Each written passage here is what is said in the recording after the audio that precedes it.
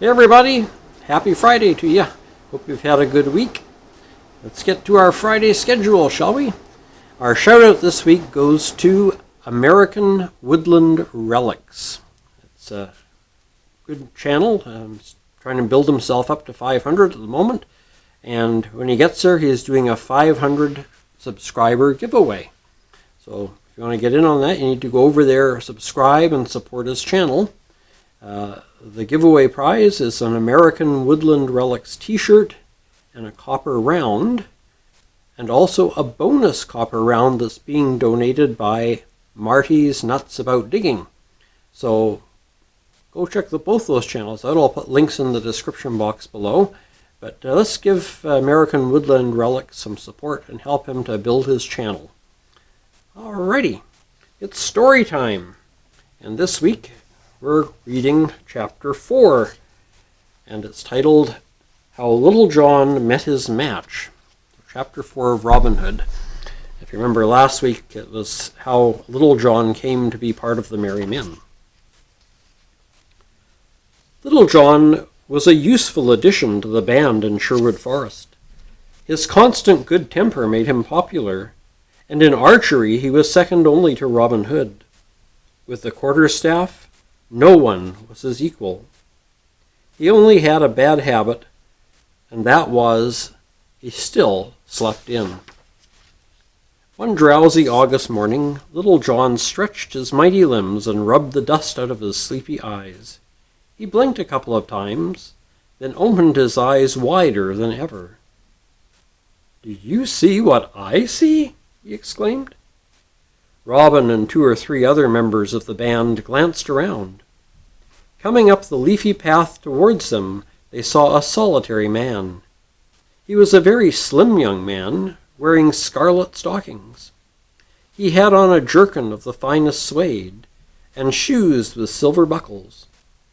His hair was curly and looked as though it had been carefully arranged with scented lotion.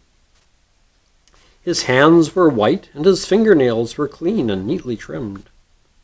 Between his thumb and forefinger he carried a rose. He walked along with a delicate step, as though fearing to dirty his feet. He was still unaware of the group watching him, for his thoughts were far away. From time to time he sniffed at the rose and sighed. His lips moved, and Little John was almost sure that what he said to himself was poetry. Little John lay back on the grass, squirming with laughter. Such a sight had never before been seen in Sherwood Forest. "Shall we have a little sport with the young darling?" he said. The others grinned as Little John rose and lumbered up to the stranger. "Poetry?" Little John scoffed. "It is." The stranger stopped, looking at Little John as though he were a kind of harmless cart horse. "Yes," he said in a refined voice. "It is a sonnet I have just composed to my lady love." "He has a lady love!" Little John mimicked his accent. "Does Mamma know? She will be most cross." Little John leaned down and plucked the rose from the young man's hand. He smelled it and made a face. "Please give it back to me," the young man said gently. "It was my lady's parting gift."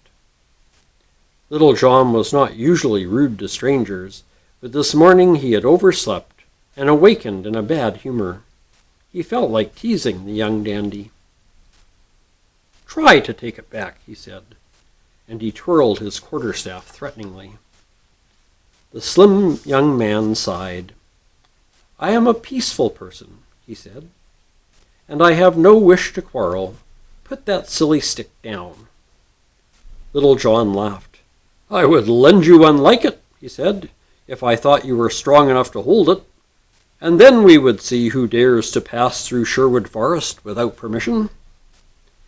The young man looked around helplessly. Robin Hood was about to call Little John back and tell him to stop teasing the stranger, when the stranger sighed again. "Oh, very well, since you insist," he said. "One of those saplings there would make me a staff, I fancy." And he pointed towards the grove of young birch trees which grew beside the path. Robin Hood saw him finger the small trees, picking out one which was about 2 inches thick. Then he removed his beautiful suede jerkin, revealing a colorful silk shirt. Beneath the silk shirt, Robin saw the young man's lithe muscles ripple as he gripped the sapling. With a sharp wrench, he pulled the tree up by its roots. Robin smiled to himself. There was more sport than Little John perhaps had reckoned on. And so it proved. As soon as the first blows had been exchanged, Little John realized that he had at last met his match. The exquisite young dandy, this overdressed youth with the curly hair, gave Little John the hardest thumping he had had for many a long day. To be sure, Little John was not in the best of condition. He had slept too long and eaten far, far too much the night before. He swung like the giant he was, but the slim stranger was quick of foot and gave him back blow for blow. Robin and his men rolled on the turf with mirth at the sight of their huge companion so hard pressed. "That pays you back for what you did to me at the bridge," Robin called encouragingly. "But hold, I think you've both had enough." "True," said Little John, leaning on his staff to regain his breath. "After this I shall have more respect for poetry and roses." The stranger, who put down his young birch tree, bowed politely. "My name, gentlemen, is Will Gamel, and I have come to look for a cousin of mine who lives in these parts. One Robert of Locksley," Robin Hood said eagerly. "Known, I believe, as Robin Hood," Will Gamel nodded. All now crowded around, for they knew Will Gamel's name, and how he had in fair combat recently slain one of Prince John's knights who had insulted a woman, and been unjustly outlawed for it.